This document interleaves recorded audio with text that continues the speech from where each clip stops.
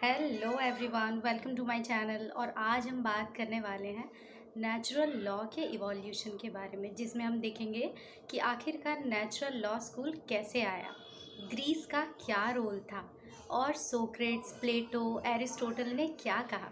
तो चलिए आइए वीडियो को स्टार्ट करें।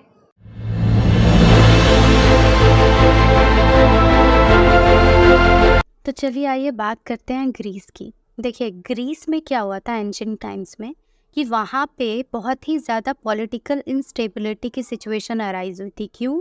क्योंकि जो स्टेट है वो सोसाइटी के अगेंस्ट में ऐसे लॉज लेकर आ रही थी जो जस्ट, फेयर और रीजनेबल के प्रिंसिपल्स को फॉलो नहीं कर रहा था। सोसाइटी के जितने भी राइट्स, फ्रीडम और लिबर्टीज़ हैं उसको उन लॉज से कर्टेल किया जा रहा था।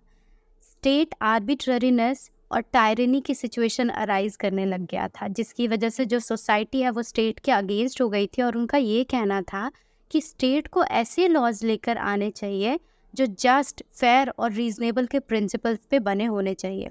स्टेट को ऐसे लॉज लेकर आने चाहिए जो हमारे राइट्स, हमारे फ्रीडम और हमारी लिबर्टी को इंश्योर करता हो। पर स्टेट इस बात से बिल्कुल भी अग्री नहीं करती थी।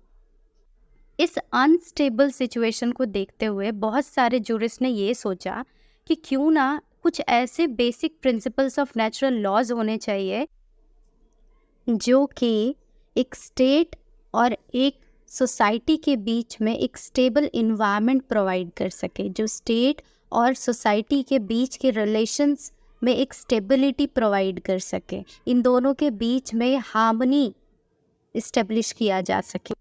इन प्रिंसिपल्स के अकॉर्डिंग एक लॉ को कुछ एथिक्स और मोरल्स को फॉलो करने चाहिए। जो एक सोसाइटी के कुछ एथिक्स और मोरल्स होते हैं उसके अकॉर्डिंग ही लॉ को होना चाहिए। लॉ को ऐसा होना चाहिए जो गुड को अक्वायर करे, अडॉप्ट करे और इवल चीज़ों को, गलत चीज़ों को अवॉइड करता हो। एक लॉ को ऐसा होना चाहिए जो कुछ बहुत ही हायर सॉर्ट ऑफ प्रिंसिपल्स को फॉलो करता हो, तभी वो एक सोसाइटी को अच्छी तरीके से गवर्न कर सकता है। वो सोसाइटी के मोरल्स और एथिक्स पे बना होगा, सोसाइटी के भले के लिए बना होगा, तभी वो एक सोसाइटी की फ्रीडम और लिबर्टी को इंश्योर कर सकता है। इन प्रिंसिपल्स का एक ही ऑब्जेक्टिव था कि लॉ को जस्ट, फेयर और रीजनेबल होना चाहिए, आर्बिट्ररीनेस नहीं होना चाहिए। नेचुरल लॉ के इन्हीं ऑब्जेक्टिव्स के बेसिस पर नेचुरल लॉ स्कूल डेवलप हुआ, जिसमें बहुत सारे जूरिस्ट ने अलग अलग तरीके से लॉ के ऑब्जेक्टिव्स को अचीव करने की बात कही है। सबसे पहले एंशिएंट टाइम को देखते हैं, जिसमें 3 जूरिस्ट आए, सोक्रेट्स, प्लेटो और एरिस्टोटल। सोक्रेट्स ने बोला कि जो सही है वही करना चाहिए एक ह्यूमन बीइंग को, और जो गलत है वह नहीं करना चाहिए। पर इस प्रिंसिपल का यूनिवर्सल एप्लीकेशन हो ये ज़रूरी नहीं है। पॉजिटिव लॉज को भी ओबे करना चाहिए, पर ब्लाइंडली ओबे नहीं करना चाहिए। चलिए अब बात करते हैं प्लेटो की। प्लेटो सोक्रेट्स के डिसिपल थे। इनके अकॉर्डिंग हर एक ह्यूमन का अपना तरीका होता है जस्टिस को डिफाइन करने का।